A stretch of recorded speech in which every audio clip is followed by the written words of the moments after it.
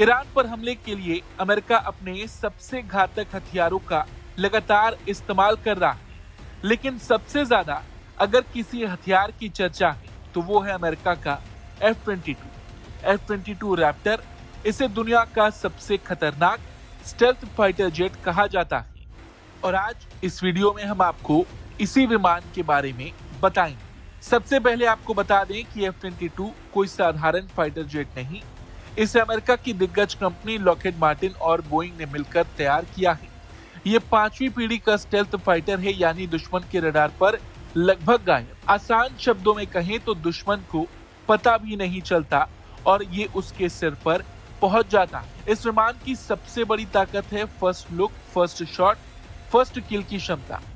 मतलब ये दुश्मन को पहले देखता है, पहले निशाना साधता है और पहले मार गिराता है।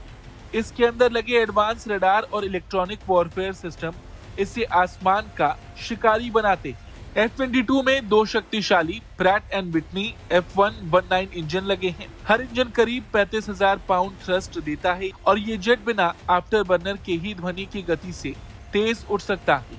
इसे सुपर क्रूज कहते हैं। आम लड़ाकू विमानों को सुपरसोनिक स्पीड के लिए ज्यादा ईंधन जलाना पड़ता है, लेकिन F-22 लंबी दूरी तक तेज रफ्तार बनाए रखता है।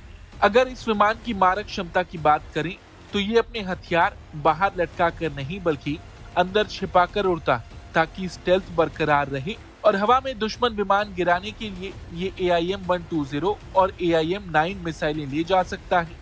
जमीन पर हमला करना हो तो JDAM बम या स्मॉल डायमीटर बम इस्तेमाल करता है और पास की लड़ाई के लिए इसमें 20 mm की वॉल्कन तोप भी है।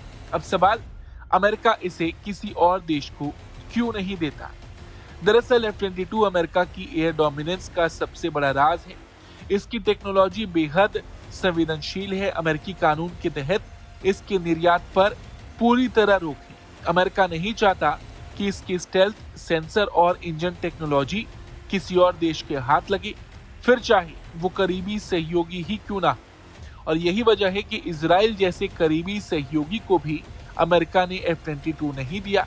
अमेरिका ने इसकी उत्पादन लाइन भी बंद कर दी थी ताकि ये टेक्नोलॉजी पूरी तरह उसके नियंत्रण में रहे। सीधी बात, F-22 सिर्फ एक फाइटर जेट नहीं बल्कि अमेरिका की हवाई ताकत का सबसे गुप्त और घातक हथियार है। जब भी इसे किसी क्षेत्र में तैनात किया जाता है तो वो सिर्फ एक संदेश होता है, आसमान अब अमेरिका के कंट्रोल में। F-22 रैप्टर पर आपका क्या कुछ कहना है, कमेंट करके जरूर बताएं। Bureau report, Bharat.